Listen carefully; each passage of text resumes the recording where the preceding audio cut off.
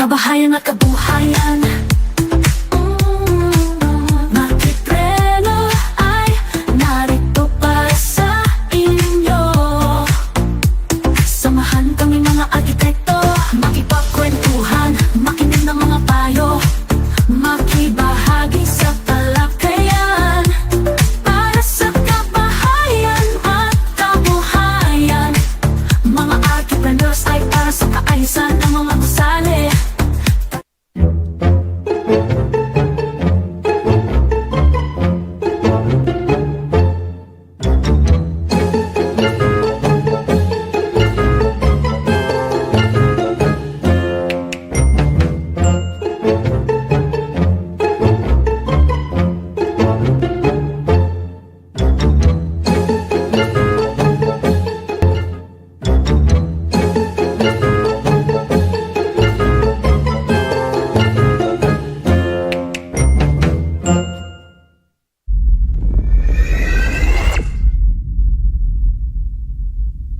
Real scenario yan. Kasi ang naging policy noon, di ba, before, long before nung nasa LTO tayo. Good afternoon everyone, magandang hapon po. Tuesday na naman po ulit. No? Nandito po ulit tayo sa Vantage Point Media, live sa Global Business Tower in Quezon City. I am your host, Architect Alfred Carandang. This afternoon, we will dive into the world of architects. At ano ba ang natutulong ng mga arkitekto sa ating built environment? No? Marami po tayong mga concerns. No? Ngayong hapon, we will talk about green architecture, where sustainability meets profitability. May pera ba talaga sa pagiging environmental friendly ang ating mga built environment? No? Just a recap, no? Last week, we had a guest. Pinabigyan tayo ni Architect Robert Sack to be with us, the chairman of the Professional Regulation Commission Board of Architecture. No? Siya yung ating chairman sa Board of Architecture. And last week, na-discuss din po yung ano po ba yung why architects are bad in business. No? Napatunayan niyang hindi. No? Kasi architects can actually be an archipreneur. We can always be archipreneurs. No? We can do architecture and do business. At ginawa po niya, he invested in some of the businesses and he gets experts to help him in other business other than architecture. Meron siyang stainless, meron siyang tile supply, etc. And all of this ay ginawa niya during his long years of practice of architecture. At ito po na nakita po natin ang kagandahan din ng sumusunod sa sinasabi ng Biblia. No?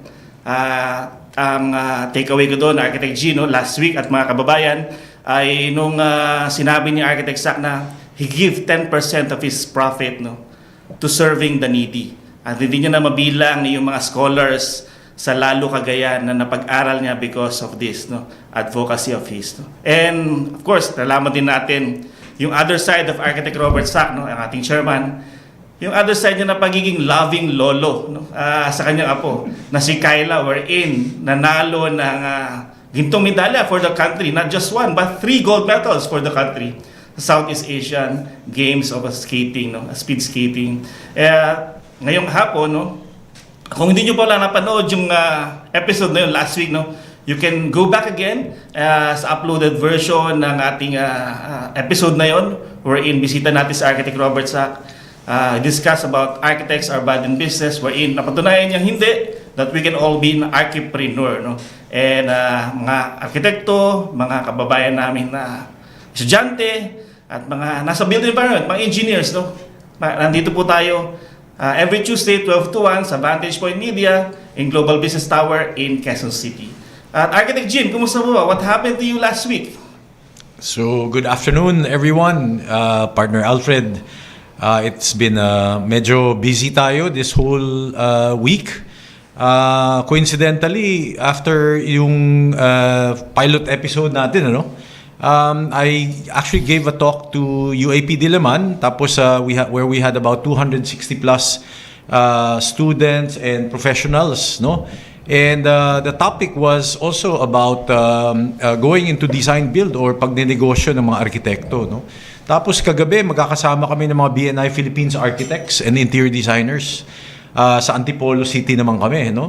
Pinag-usapan naman namin puro how we can actually collaborate, and ika nga ni Boss Robert, how can we use the experts and collaborate with them, no? Hindi yung sosolohin natin, because this is now an age of collaboration, no? Yeah. Architect Alfred, so ang gagawin natin today is a very interesting day to talk about green. We have the king and queen of green architecture, di ba? Totoo yun. So before we proceed, will you allow me to introduce them? Please. And before you introduce Architect Jean, let me just remind everyone that we are being live broadcast, no, in the channels of Vantage Point Media. Pwede po ba ako makahingi ng favor? Kung bago lang po kayo sa channel na to, please subscribe, no? And comment. Leave a comment in the comment section of other topics that you want us to discuss in the future episodes. Architect Jean, go ahead. Okay, partner Alfred. So our first speaker, our queen, is a prominent Filipino architect with 32 years of experience in sustainable design and environmental advocacy. She obtained her Bachelor of Science in Architecture from the UST in 1990 and recognized as Philippines' Queen of Green. A pioneer in integrated sustainable built environment in Asia, she transformed Green Architecture Advocacy Philippines, or Green AP, as chairperson.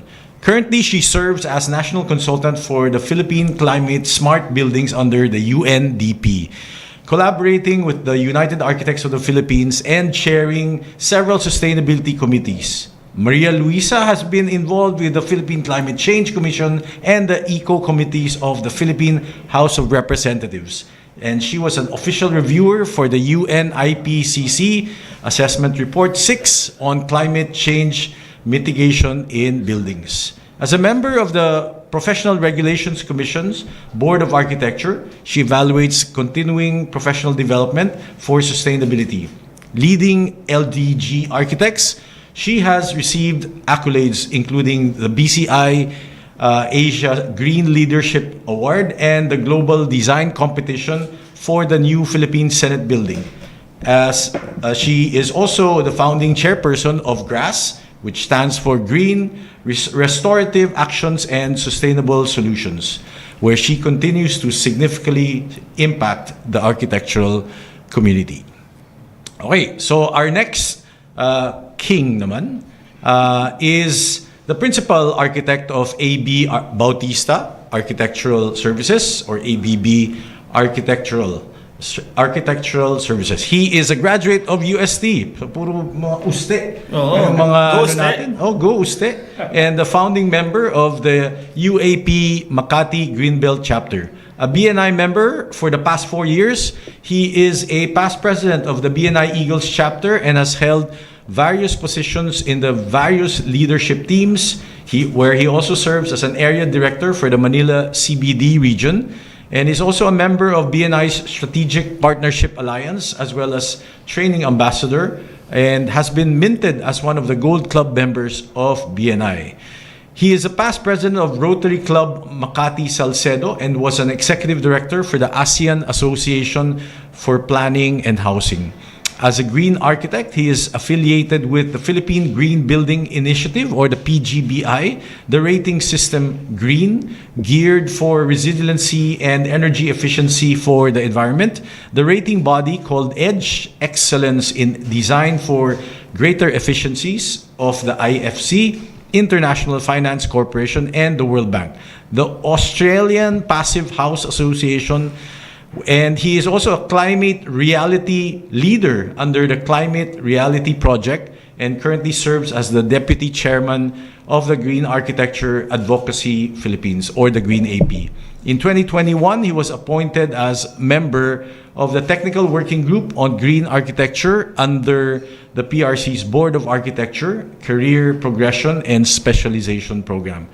Currently, he also serves as one of the Council of Advisors for the School of Design and Arts, BS Architecture, De La Salle College of St. Benilde. Pagod daw doon, partner. Dami, ano? Galing talaga. Esteemed leaders.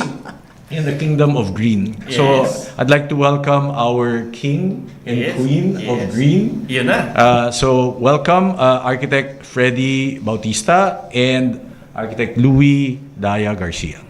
Their excellencies. No? His and her Madam. excellencies. Yep. Good afternoon, everyone. Good afternoon, Architect Jean, Architect Alfred. Thank you for having us here. Thank you, and good afternoon, my tokayo, Architect Alfred, Architect Jean, my colleague. And of course, magandang hapon po sa inyong lahat. Siguro, Architect Jean, simulan natin with all the accolades that they have, that you mentioned, no? About green architecture. Siguro, let's dive into the topic na. Is really green architecture profitable? Or are taking care of the environment really profitable? Or maybe, paano ba yung question na yun? Paano ba natin, paano na mas simple? May pera ba sa berde? Yun, may pera ba sa berde? Yun. May pera ba sa berde? Yes. Would you like to respond first? Ladies first. Yes. Ladies first, okay. So usually, whenever I have clients, this is my spiel, no? I always tell them, if you have a certain amount of money, let's just focus on one simple green strategy that almost everyone is familiar with, no? Pag-usapan natin ng solar panel. This is alternative energy. Alam naman natin, alternative energy is free energy from the sun. Solar panels lang to, ha? Hindi natin pinag-uusapan yung iba. And then which is yung country natin, 365 days of the year, meron tayo nito. Kahit na umulan, after some time, meron ka na namang araw, no? So pag-usapan natin to. If you have a certain amount of money, say, for easy computation, sabihin mo nang meron kang 100,000 pesos. If you invest that in the bank, sabihin mo mag-time deposit ka, how much are you going to get? So less than 1%. The highest, I think, is 1% less taxes. But if you put that on top of your roof or, where you can expose the solar panels, that can to absorb the energy and then ma-benefit yung bahay mo or your building, how much are you going to gain out of it, no? So usually, in typical, pag-usapan na nga natin yung totoo, no? So totoong so meron kang 250,000 pesos because this is pang 3 kWph, no? Kakalagay lang namin ng 5 kWph at 250,000. Ang savings na nakukuha niya is about 3 to 5,000 pesos. You put that money in the bank, you will not be earning that much. Savings ito. Savings sa pinag-uusapan natin, no? 3 to 5,000 pesos. Per month. So if you are, if you are a business person, where will you get 3 to 5,000 pesos passively? So while sitting and doing your usual thing in your house. So this is normally how I do things, no? So how do you put that into savings or profit? Para sa akin, savings is also profit. And beyond that, no? Kasi palagi ang sinasabi natin, ang benefit is pera. But beyond pera, what is it that we are getting also, no? Kanina pinag-usapan natin, ano yung societal benefits nito? Cleaner air, for sure, no? Because nababawasan yung carbon emissions mo. And then if everyone in that community is doing alternative energy, that yung air na ginagamit natin dito will be cleaner. And then the benefits are, what are the benefits? Mental health, physical health, because yung air na i-inhale mo is going to be cleaner. Yung mga ganun, no? So many other benefits. And then how do you calculate the value of health benefits by doing by applying green features to your projects? So health is wealth. Yung palagi nating sinasabi, di ba? Wealth is not necessarily pera, but wealth is your overall well-being, no? So it could be money, spiritual, etc., etc. So yun yung benefits of going green, no? So solar palang pinag-uusapan natin. We're not even talking about water and the trees, yung environmental, indoor air quality, etc. The trees that we plant. So many benefits talaga. So iisa-isahin natin, kulang isang araw natin o isang oras for this for this show, no? Yeah. But definitely what I'm saying is there are so many benefits. Wealth should be discussed here. It's not just about money. It's a holistic array, no? It's one whole array of benefits, so to speak. Wow. So, holistic approach talaga ang Umpisa green pa lang. architecture, no? Umpisa pa lang po yan from Architect Louie, from the Queen, no? Can we hear from Yeah. Kutokayo? Well, when we say about, we talk about green architecture and we talk about green, okay? When we say green, okay, it goes beyond architecture. It's a whole lifestyle. It's part of your life and it's the way we live, okay? Remember, architects influence the way we live and the way we work, okay? So sa umpisa pa lang, sinasalang na natin yan, okay? And what happens is, when we talk about green, laging na-associate yung cost eh. But there's a way of doing it. There's a way of approaching it economically, and there's a way of taking advantage of what nature has for us that is free. Talk about passive design, okay? We can look at the designs, okay, that we do by starting off with these applications of natural lighting, natural ventilation, proper massing, okay? We study the sun, the wind, and how this affects our daily lives, okay? So, and where we do it, again, it has to be appropriately designed, okay? So the directions that we take starts from the very start, okay? So that alone is an investment already in our well-being, okay?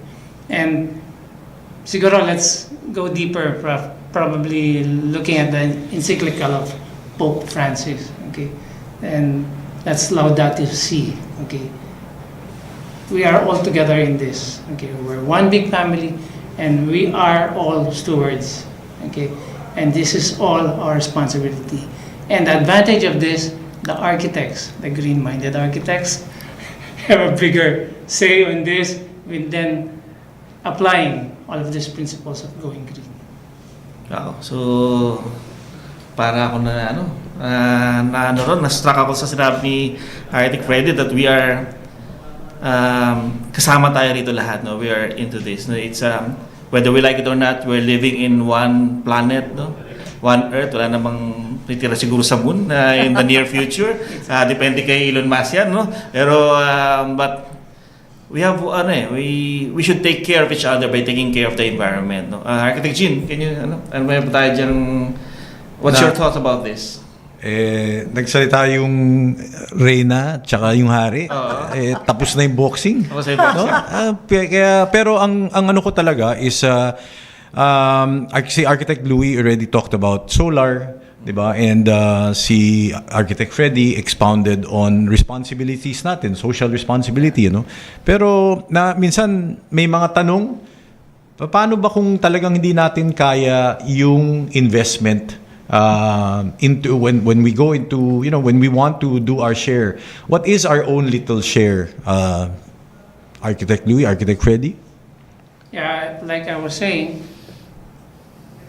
the practice of going green goes beyond architecture. And it's the way how we live, it's the way that we apply our practices and our responsibilities for the environment. So, take for example, our daily living, okay? How do we apply green? Okay, how do we become green? Okay, by taking care of savings in terms of lighting, responsibilities in our residences, in our offices. When should we use energy? Okay, how do we dispose of waste? Okay, how do we save on water? So everything that we do translates to energy. Okay. There was a time we were talking about carbon emissions. Okay, everything that we produce, everything that we use produces energy rather. Okay, so pag umpisa mo pa lang sa umaga, what do? We switch on the light. Okay, that's energy. We go to our toilets to relieve ourselves. We flush, we use water. How do we get water to our units? Again, energy. So, kada galaw natin yan. When we open our cell phones, carbon emissions din yan. We require power. So, it's how we really use it responsibly rather. Okay, so ganun yung approach natin. We all have to be mindful of the way we do things in our own little way. Architect Louie? Yeah, I'd like to zero in on what you said. No, paano tayo mag-i-invest kung walang masyadong investment, no? So how do we manage to be green? Okay, so there are many ways on how to do green things, no, in your projects. May high investment, may low investment, may zero investment if you think about it, no. So for example, as simple as architects, I'm speaking as an architect, as simple as specifying your roof white. White has a 100% solar reflective index. No, meaning, pag naarawan siya, nagre-reflect yung init, yung bubong mo na kulay white na, it doesn't absorb as much heat. No? So, kasi ang popular dito sa Pilipinas is galvanized iron. Correct. Ang kulay dark red or dark green. But if you change it into white, you might be surprised. 50% agad ang savings mo pagdating sa paglamig sa loob. Because we're in a tropical country. Gusto mo, malamig ka agad yung loob. So how much energy are you going to consume? So kung naka-aircon ka, hindi ka na mag-high power agad kasi malamig na ka agad. Yung mga ganon, no? Very simple. So that applies also to your walls. Kung naka-white ka, yung mga ganon. And then, if you are designing, hindi ka pa tapos mag-design, tweak it a bit. Sa orientation mo pa lang, of course, iiwasan mo yung west dahil nandyan yung araw. Iwasan mo yung east, nandyan yung... Mainit yan parehas, di ba? Tweak it in such a way, design your windows in such a way na hindi papasok yung init sa loob. Automatic, meron ka na kaagad energy savings. Now, our architect Freddy was talking about going beyond architecture, no? So, I did the guidelines for climate smart buildings. There was one controversial chapter that I wrote, no? Ang nakalagay kasi doon is if you have soil, or even if you don't have soil, available soil in your backyard or in your area, no? Magtanim ka ng edibles. No, this was pre-COVID when this was being discussed, no? Magtatanim ka ng edibles, magkakaroon ka ng replacement, di ba? Alala mo nung COVID, usong-uso yung mga Monstera, yung mga malalaking plants, ang gaganda nito, it would cost you so much thousands of pesos, no? But if you replace that with something that's edible, for example, gabi, about the same look, tropical look pa rin. But gabi is, a tuber. It's, ano English ng gabi? It's, yam, some taro, yes, taro. Taro. So you have that beautiful plant, but at the same time, in a few months, you can harvest for yourself. You have kamote, parang vine na tumutubo na ganyan. You have food to eat, no? So when COVID struck, you have that house ready for your family or for your community. You have food to eat. It's alternative. It's sustaining yourself, no? It's about being green. This is going beyond. So you plant bamboo to clean your air, but you have also bamboo to build or to use it for your construction. So many things, no? So these are ways on how you can invest in going green without much cost. Kasi magtatanim ka lang, magpapalit ka lang ng kulay, those things. So these are your almost zero investments. So you don't need that much. Itong dalawa nating bisita ngayon, no? Kayo na sa backstage, pinag-uusapan natin yung the organization they belong to. Of course, we all belong to United Architects of the Philippines. Bukod doon, no, bilang green practitioner, they belong to two different groups, no, but all in one objective, which is green architecture.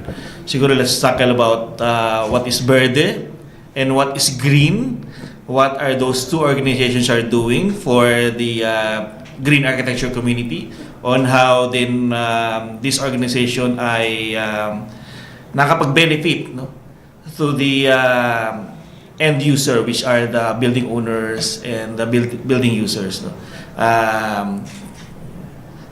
Siguro yun ang doon natin. And before siguro they answer that, I would like to remind everyone again to if you're new to this channel, no, please like and subscribe to Vantage Point Media channel, so that mas lagi nyo pa kami makasama rito, no, sa channel na to. Of course, please answer Queen Luisa. Okay. So you talked about, you asked about verde and green and all. So these are green building rating systems, no? These emerged, marami pang rating systems, no? So there's also LEED, there's WELL, etc., no? So marami yan. These all stemmed from our emergency situation now, climate emergency, you know. So, ito yung naging pang-gauge natin para all sectors in the community can have their participation in terms of going green and being sustainable and helping the environment. So, itong mga rating systems nito are point systems para when you build a building or when you want to, or even if existing yung building mo, meron kang point system to identify or to gauge your building kung green siya or hindi, no? So meron kang marami yung levels, may stars, yung iba tinatawag nilang stars, yung iba parang platinum, silver, gold, etc. No? So may mga ganon. So ang difference ay ang verde is under US Green Building Council, no? And then green is under It's under Philippine Green Building Initiative. yeah. Okay. No? So green, that's with a triple E, no? Triple E. That means geared for resiliency, for energy efficiency, for the environment. So that's being handled by PGBI. Okay, and another another rating system being handled by PGBI, sila yung local representative no, ng EDGE. EDGE is Excellence in Design for Greater Efficiency. It's an innovation naman of IFC, the International Finance Corp of the World Bank. Okay, so again, like our queens saying, these are all rating bodies only for all directed for the objective of giving a rating certification. And it's, well, to make it simpler, it's like an ISO for buildings. Okay, so we're hitting standards, okay, that will qualify for them to be certified as green. And of course, it's like a certificate na nagsasabi na nakatapos ka, naka-achieve ka. Just like when we graduate, may mga diploma tayo. Ganun din siya. Just like when we play golf, hindi, pag naka-hole-in-one ka, wala kang witness. Diba? How can you claim that? So Yeah. this is one way of claiming your certification, your practice. Okay. So it's not that easy kasi minsan kasi akala na iba, it's just a marketing ploy. But mind you, there are so many categories to it. There are so many criteria that you need to fulfill for you to get those certifications. So ano lang pala yun, parang yung mga parang iba-ibang eskwelahan, Yeah. no, para kumuha ka ng diploma, 'di ba? But they're all pointing to the same thing, 'di ba? No, so I like your specifying that it's all about choice. It's all about you don't really necessarily have to bring out more cash than what you can afford, no? So parang you can do your own way of going green by maximizing the potentials of whatever you have, no? So I like how this is going so far, partner Alfred, Yeah. no? Ang ano ko rito, ano ba ang direct benefit talaga ng, for example, siyempre, pagka nakatapos ka ng pag-aaral, you have a diploma, bukod sa bragging right, patunay na, ika nga na graduate ka. So ito, may certificate na patunay na green building ka. Bukod doon may pagmamalaki po na green building ka. Ano bang direct benefit ito? Mayroon bang savings na nagawa yung while being certified? May savings ka ba in constructing the building? Savings directly sa capital expenditure mo or sa mga operational expenses mo later on? Okay. Well, ganito, no? With that question, let's think of this as an investment, no? Pagka nagpa-certify tayo, of course, meron kang ilalabas talaga na pera. So basically, this is your investment. And just like with any business, when you invest, meron kang ROI. So in the architects, itong mga verde professionals and green professionals, we are the ones who are responsible in calculating that. So typically, when we design green, meron kang mga 3 to 5% increase depending on your bling. When you say bling, ano yung mga ibang technological features na gusto mong ipasok, no? So, depending on your investment also, you want to be big in savings, then you go big in terms of investment. Parang ganon siya, no? And so, but not necessarily hindi ka makakatipid pagka almost zero cost ka. Of course, there will also be savings on that. So, anong benefit nito? Well, marketing. Iba na kasi ngayon yung market, no? A lot of people would want to, especially businesses, no? They want to do business with a building or a company who's doing sustainability, who's doing green, no? So, yan yung isang benefit. Mas madaling mag-market. Number two, yung value ng property mo tumataas. Knowing that it doesn't grow molds because kasama yan sa green features, no? So, indoor air quality is a must in green buildings. So, when you sell your property, naging mas valuable siya, no? If you want to resell that, no? Free energy, etc. Water, you save energy, you save water on your daily living, no? Or daily work life. And so, ang benefit nito, again, kanina pinag-usapan natin yung health. How do we even put value in health, no? So, ito yung mga benefits niya talaga. And then cost savings, may ROI naman tayo talaga na tinatawag, no? So of course, you don't want to go beyond. But the others they just want to go big, no? In terms of sustainability. And kasi ano nila, parang yabang points, you know what I mean? So, but again, generally, ang benefit nito, yung building occupants, the developer, and also the community. And in general, it's really the planet. So parang win-win-win-win situation ito, no? So basically wala kang talo dito if you really design it well. Baka quadruple pa. Yeah. Siguro, I'd like to touch also on some details, no, on going green. Okay, so makarelate yung iba, particularly those sa construction, for example, there's such a thing as lean and green practices. For example, hindi na to yung sa pag-purchase ng materials. So practice na how you train your workers, for example. At the end of the day, may housekeeping tayong ginagawa. Subukan yung paikutin yung mga tao, ilan mga pako ang mapupulot nila.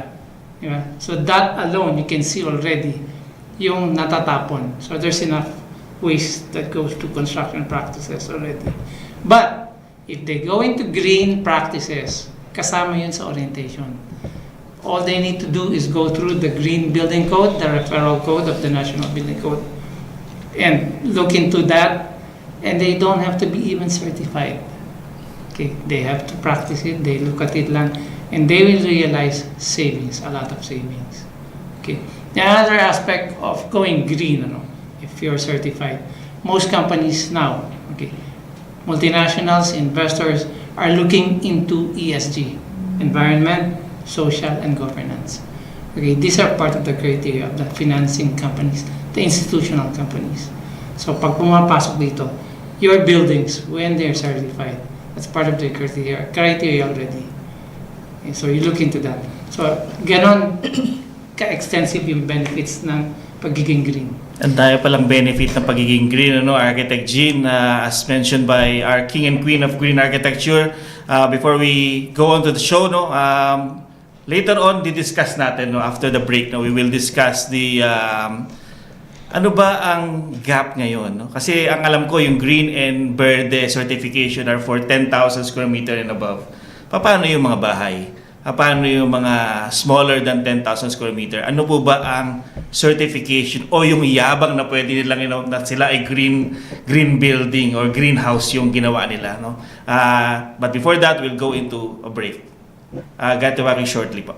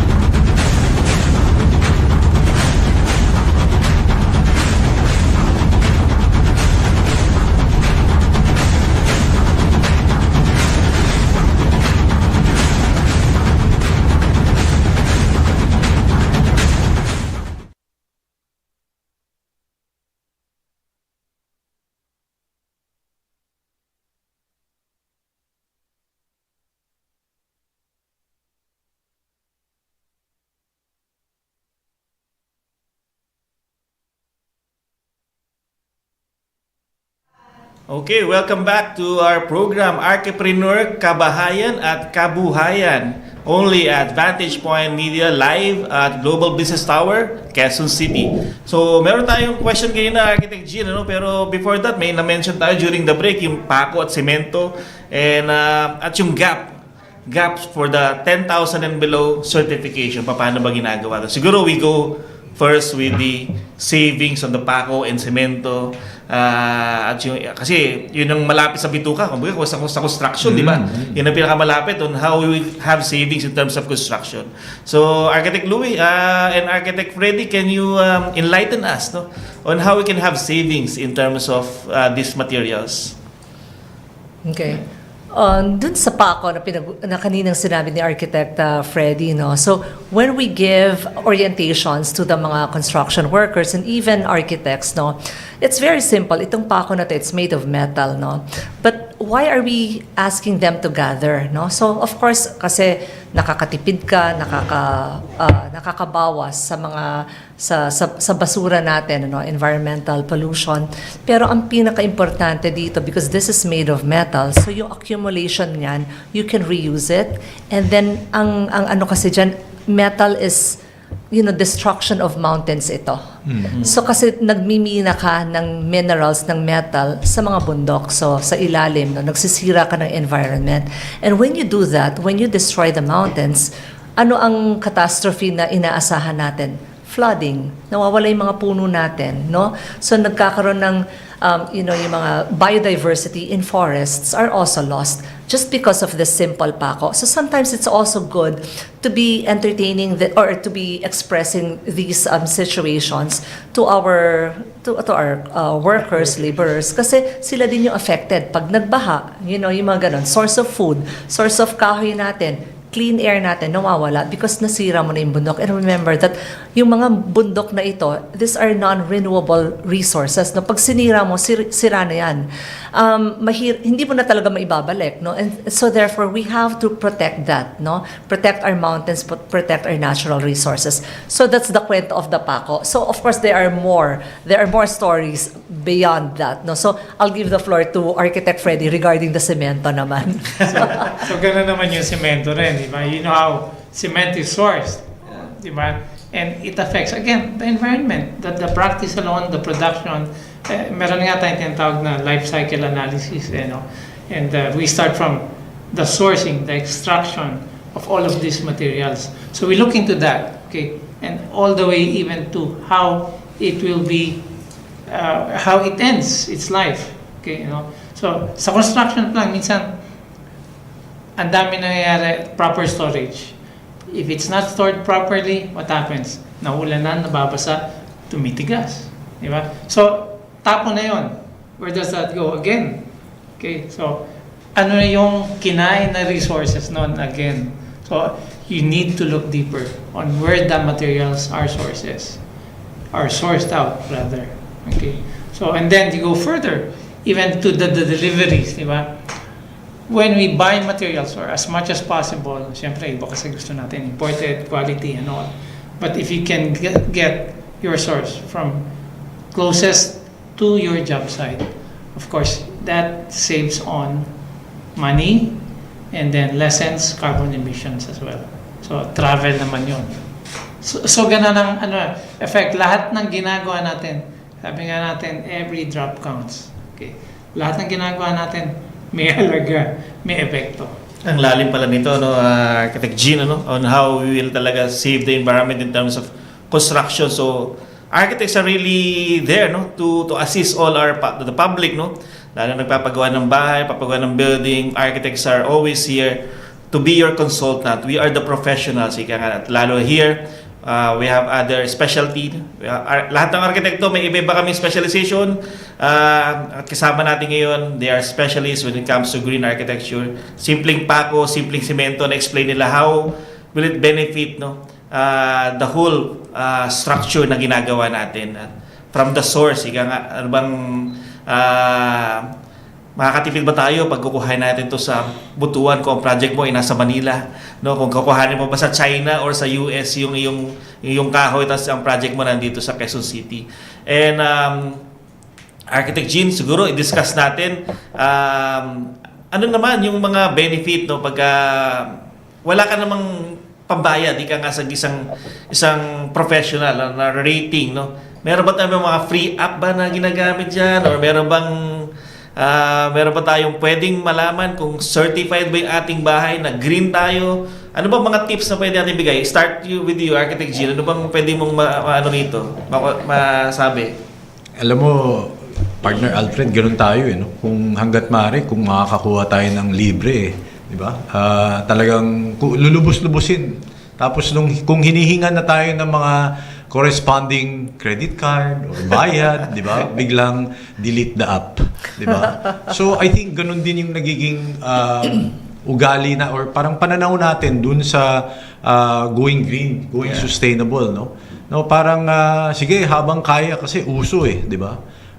Tapos tuloy na natin. Pero pag medyo umaray na tayo ng konti, parang nakakalimutan na natin yung kung ano ba yung dahilan, ano ba yung tunay na dahilan bakit tayo going green, going sustainable, no? So, I guess ang tanong ko sa mga bisita natin is paano naman yung suporta ng gobyerno, suporta ng yung mga bodies that have that regulate the practice of construction, the practice of architecture, di ba? Ano bang klaseng suporta na nakukuha natin? Well, we have a long way to go, sadly. But that's a reality that we need to face, and that's why, well, kami together, while she's with another rating body, ako another rating body, we are both with the Green Architecture Advocacy Philippines. As the name says, it's an advocacy group.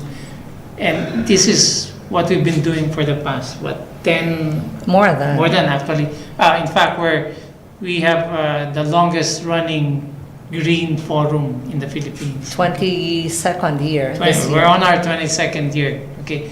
And that's what we've been working on, to educate people. The key here is education, okay? Making people aware of the practices, and that includes government, okay? That's why we help out in every way that we can, okay? Yeah, even in terms of establishing bills for bamboo as a sustainable material, and so forth and so on, with so many other areas that we try to work on. Like, I'm being part of the PRC green technical working group for green with Mike Guerrero, and we're trying to bring realization to all of these policies that can help out each and everyone in government and outside. So merong support, merong nakukuhang support, or step by step, little by little. Well, the fact that they recognize the effort is, I guess, something we can look forward to, diba? Architect Louis? Yeah, let's go back to the question kanina, no? Paano kung 10,000 square meters and below yung project? And then you also asked about yung mga freebies and all that, no? So pagsabayin ko na yung sagot dyan. Okay, so may mga rating systems pa rin naman who are, accommodating 10,000 and below. Like for example, Edge and LEED, no? So again, there's cost to that. So paano yung sinasabi mo na libre? Now, this is something that's known to green practitioners. There's a free app online, no, by Edge from PGBI under IFC. Under IFC, no. So if you use that, it's a free app. You can actually manage, no, to calculate your greenness, no, your project's greenness. Pwedeng residential, pwedeng townhomes, pang maliliitan kasi tama ba, pang developing countries. Developing countries, yeah. Yeah, so Emerging countries. emerging countries. This has been designed for that. So if you can always put that on the side, no? Rather parang not on the side, but your partner, your companion in designing green, 30% lang kasi ang requirement nito para maging certifiable ka. So at least meron ka ng, mag-gauge mo na yung project mo kung green na siya or hindi. Meaning it's certifiable. Whether or not you want to certify this, pag nag-construct ka or pag nag-design ka, you know that it's certifiable kasi nakapasok ka dun sa point system nila, no? So that's free. So So hindi ka na magbabayad agad, no? So you might want to take a look into that. So yung mga ganun. So yung Yeah, mga it's more of a self-assessment that you can do with your design. Any design, pwede niyo ipasok doon. There are different categories for that. And all you need to do is to hit 20% to find out if you're certifiable. So that's 20% on energy, water, and materials. And then going back to if there's support, no? So in IPCC, Intergovernmental Panel for Climate Change, it's a journal from United Nations, no? Studies, no? Compiled studies from different scientists all over the world. Ang isang common doon na language na sinasabi sa iba't ibang chapter is ang developing countries, ang kulang talaga is government support. IPCC is being used by different governments all over the world, no? So parang as a guideline on how they can manage to do green or to do sustainability measures laws nila in their respective countries. Ang nakikita nila, kulang ng push ang developing countries ng government natin, no? So ang nakikita ko dito, talagang the government cannot do it alone. So we have to act on it as private practitioners also, or even tayo being architects. Ang laki ng role natin dito sa sustainability. If we're going to talk about the percentage of how much, energy or pollution that architects are bringing to the table, 40%, 50%, no? So, ang laki niyan. Kasi tayo nagde-design, tayo nagko-construct, tayo yung gumagawa ng waste dito, no? So, malaking bagay. Transportation, manufacturing, even yung pag-occupy ng building natin, we use a lot of energy, no? So, as architects, tayo yung practitioners, tayo yung nagde-design, we have to design it responsibly. So, there's a big role na nandito sa shoulders natin, ano? So it is our responsibility not just to help our clients but to help the government also. Kaya we are involved, no? And we are part of the technical working group in Congress paggawa ng ng sustainability sa bamboo. So gagawin na yung batas, no? So sa reforestation, bakit involved ang architects dito? Pinag-usapan natin kanina yung kwento ng pako at semento. We have to go as deep as that because for us to be able to understand ano ang role natin, bakit pa ako lang itong pinag-uusapan pero bakit ang lalim na ng pinag-uusapan natin reforestation, we really have to go there, no? Just so for us to understand yung ginagawa natin as green, no? We've been in the business for so long, no? Kanina sinabi na niya 22 years, so ngayon alam niyo na 22 years old na ako. So yan yung we've been doing this for so long already and we have already imbibed it. Kumbaga nasa DNA na namin to. We cannot go outside of going green anymore kasi alam na namin kung paano siya gawin, and we are more than willing to help, no, to assist everyone who, whether or not they want to do green, our clients will automatically be green. Ganun ang ginagawa na namin. No? So nag-i-inject na kami ng green factors because it's an emergency. Yun ang sinasabi, climate emergency to, no?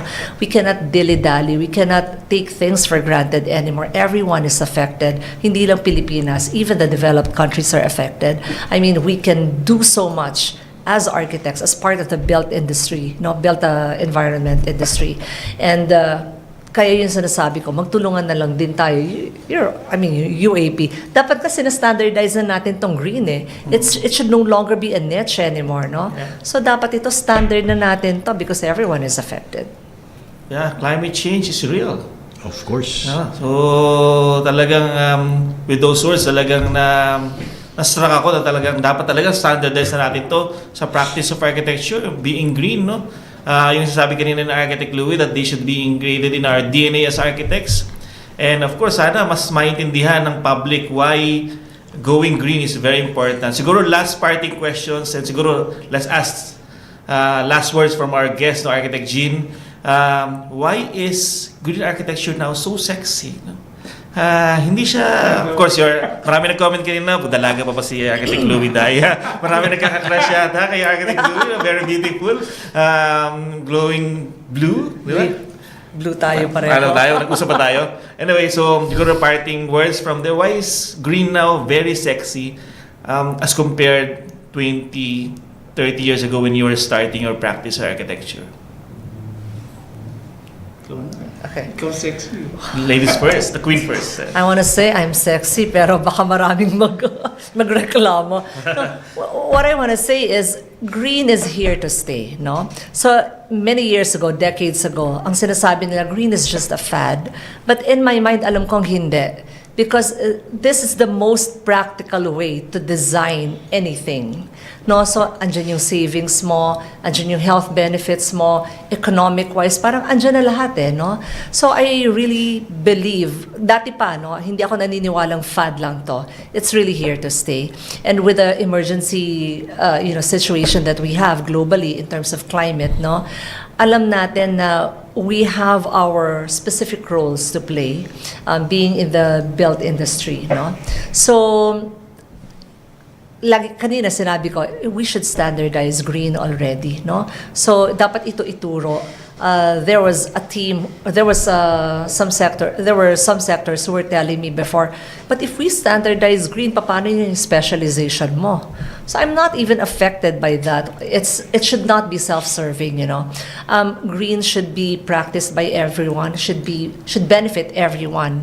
And so I encourage everyone to go green, be sustainable, and this is really you walk your talk, no? So in your office, in your homes, in business dealings, no, even with clients. So we have to be able to breathe being green, no? So sa bahay namin, meron kaming edible gardens, no? So we harvest from there. So we make sure in our office we have clean air, no? Kasi productivity din ito. Imagine mo, yung mga staff mo hindi nagkakasakit masyado or hindi nagkakasakit at all pag nasa loob because you practice indoor air quality, yung mental health nila, you also work on that. Kanina pinag-usapan natin, we even have sleeping spaces for our staff.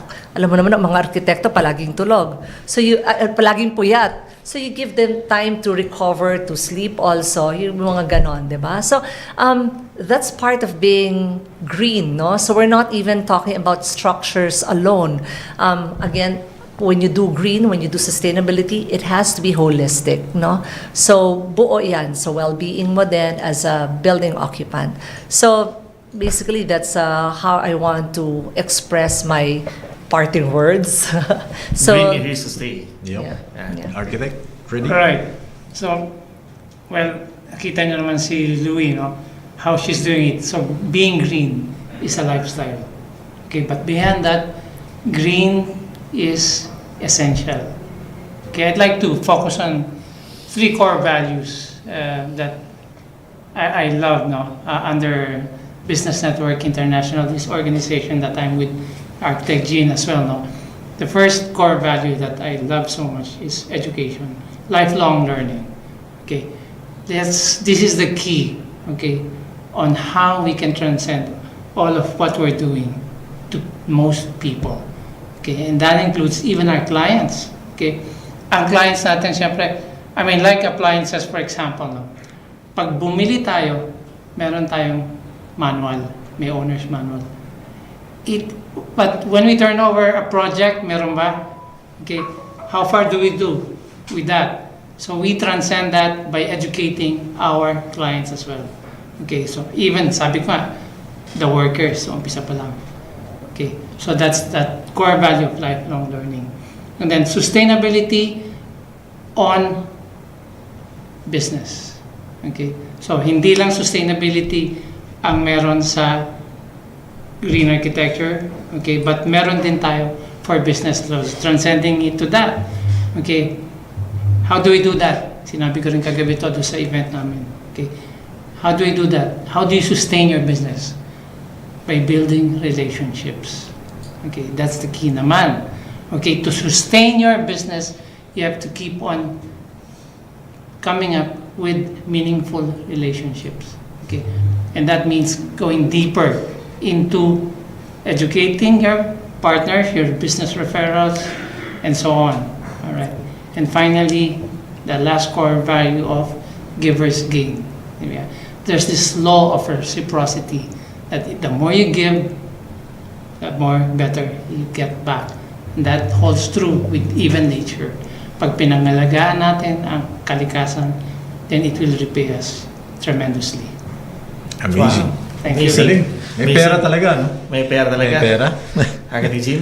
Okay, so thank you very much to our esteemed speakers today and guests, panelists, no? Architect Alfred, na talagang desidido na talaga dapat tayo, no? Meron talagang pera pag alam mo at gumawa ka ng effort na pag-aralan paano ka maging sustainable. Architect, partner? Ayun, partner, thank you. Wow, this is kakapatikim lang to about green architecture because kulang ang isang oras to discuss about green architecture, the benefit na pwede nating mag-gain dito sa ating topic ngayon, no? Sabi nga kayo na, simpleng pako, simpleng semento can do a lot in terms of saving the environment. At yung sinabi ni Architect Freddy na if we don't love our environment, hindi rin tayo mamahalin nito. So it's time to love yung ating kalikasan. Pagmamahal sa ating mundong ginagalawan. At talking about mundong ginagalawan, this is the built environment. As architects, we are co-creators. No, this is biblical. We are co-creators of God. And as co-creators, we are here to be loving to our environment, to benefit the people and the one who's using it. No? And ngayon, so tapos na po, alauna naman po. Napakabilis ng oras, Architect Jean. Maraming salamat po, Architect Louie and Architect Freddy for having us, for being with us this afternoon and gracing the program of Archipreneur, Kabahayan at Kabuhayan. No? Again, this is Architect Alfred Carandang. And this is Architect Jean Go. Saying goodbye for now and see you next week for another interesting topic about Archipreneurship, architects as entrepreneurs. Thank you very much. Bye-bye.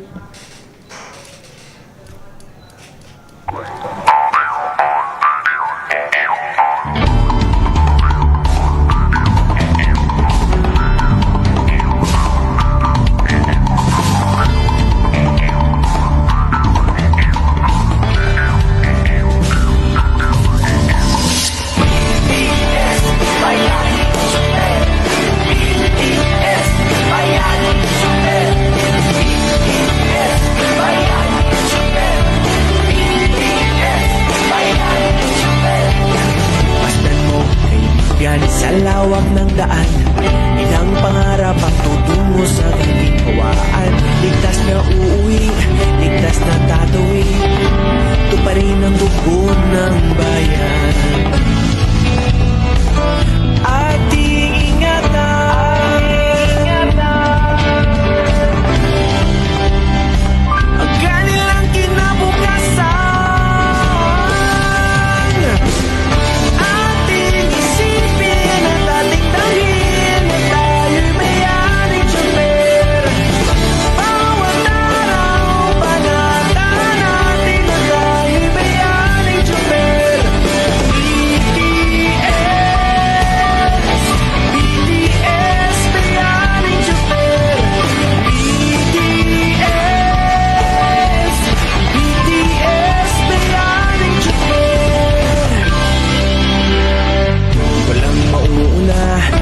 Magpapaiwan, sabay-sabay tayo sa biyahe ng BTS.